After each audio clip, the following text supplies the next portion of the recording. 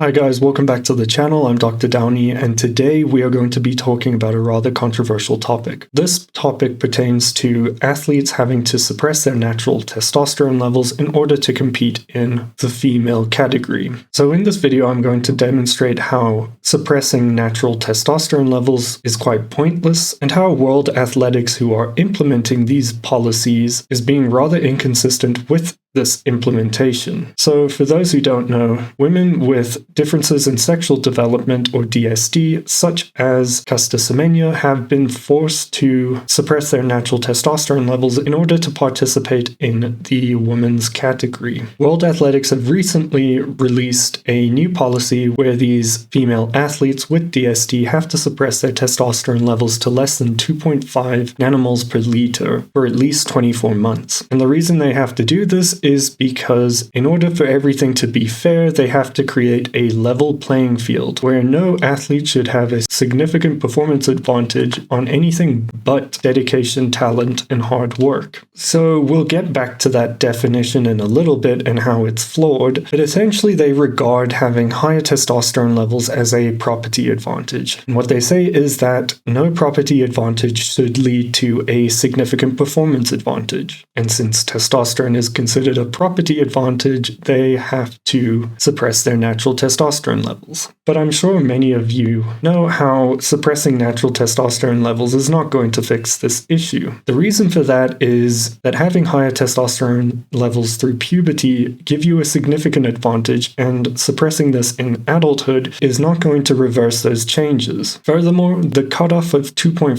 nanomoles per liter for these athletes is also rather arbitrary, since some individuals have PCOS, and in PCOS, females can have testosterone levels as high as 4.8 nanomoles per liter. And I'm sure you've come across many of the people arguing about Michael Phelps' case and other athletes' case, and there is some merit to that, in that body height, wingspan, hemoglobin levels, all of these things should be considered a property advantage, because these have nothing to do with hard work, talent, and dedication as defined by World Athletics. So while something like height and wingspan are a bit difficult to suppress, there are many different genetic conditions that could offer a significant performance advantage. Some individuals have higher than normal hemoglobin levels, and this may be secondary to something like polycythemia, and we know that having higher hemoglobin levels does give you a significant performance advantage, as this is why individuals do EPO doping in endurance sports. Furthermore, there are more property advantages than just these physical advantages.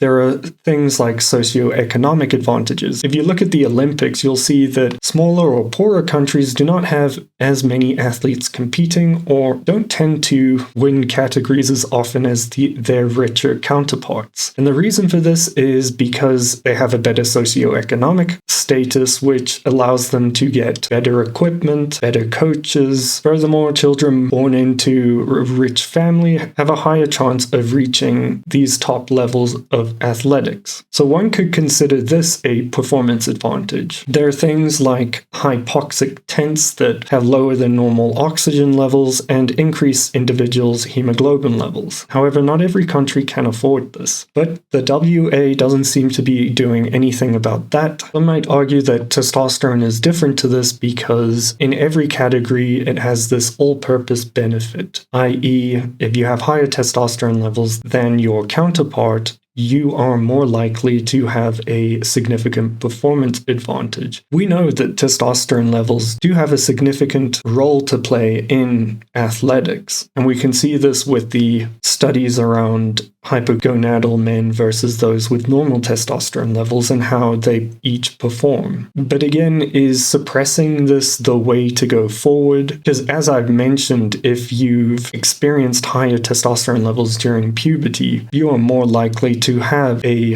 performance advantage that you cannot readily suppress, like testosterone levels. And this still creates that unfair property advantage. One thing that is glaringly obvious about the WA's definition of a level playing field is that it's inconsistent. Only placing regulations on testosterone levels as opposed to all these other factors we've mentioned, which do lead to significant performance advantages, perhaps even more of a performance advantage than testosterone itself, yet the WA does not implement their definition of fairness there. So it might lead you to ask, how do we create this level playing field where everything is determined on dedication, hard work, and talent? Well, what the WA has decided to do is implement suppression. However, not everything can be suppressed. It's difficult to suppress socioeconomic status. It's difficult to suppress hemoglobin levels unless you implement regular venesection. It's also difficult to suppress other factors that they haven't even considered, such as IGF-1 levels, androgen receptor polymorphisms that can all play a role in how you respond to androgens. So someone may have high testosterone levels, but if their body doesn't respond to these androgen levels, it might not create a significant performance advantage. Furthermore, you cannot suppress things like height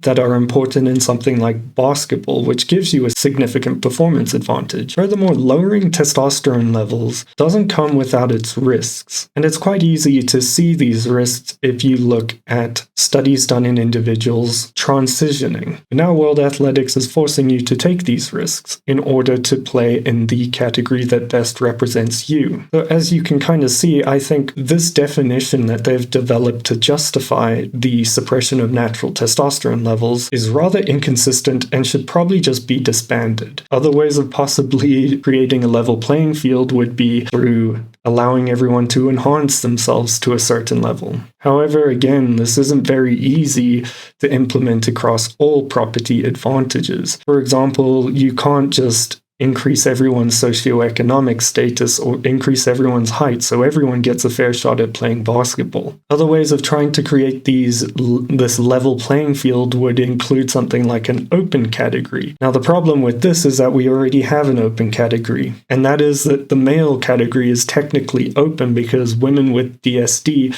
are allowed to compete in that. But again, it still doesn't take other property advantages that people have into account. And if a woman does have DSD and is seen to be competing in this open category but doesn't want anyone to know about their DSD, it kind of just makes this secret difficult to keep. Others have thought about creating a handicap system like in golf. However, it is quite complex to calculate everyone's handicap, and trying to delegate a handicap to each of these property advantages without vigorous testing and studies is rather difficult to implement. There's also the possibility of creating unisex sports for everyone.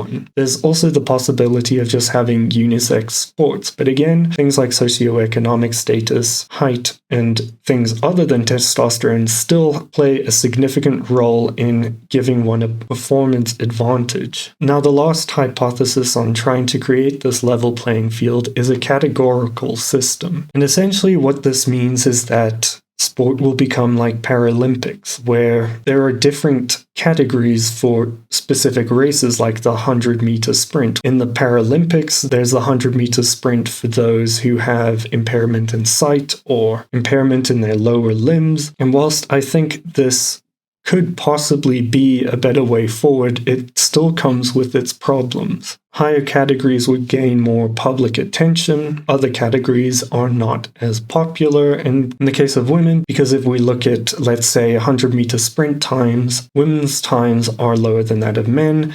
And this could create further disparities in categories that mostly involve women might not get as much media coverage, and this would mean that they would probably earn less. But this is already the case with this gender-based categorization. Another issue with the categorical system is that some categories might be so unique that only one athlete would be competing in it. But this could be interesting because whilst they might not be competing against others, they could be competing against previous world records. Furthermore, this categorical system would be very difficult to implement in team sports. If it were to be implemented, you'd only be allowed, let's say in the case of basketball, to have a certain number of players above this height or that height. Some might argue takes the fun out of sport. But in summary from me is that suppressing natural testosterone levels is not the way forward to create this level playing field, because the implementation is inconsistent with the definition that the WA gives, and it ignores other performance advantages that other athletes have. So essentially, the WA's approach of taking suppression as a way forward to create a level playing field has many issues with it. The problem is this topic is very complicated, and right now I'm not sure which is the way forward. But obviously I would like to know from you guys what you think about this definition that the WA gives and their implementation of it, and how you would try solve this issue to create this level playing field. Because the gender categorization is a historical convention and is not an unchangeable fact. I'd like to hear your opinions, and as always, I will see you guys in the next video.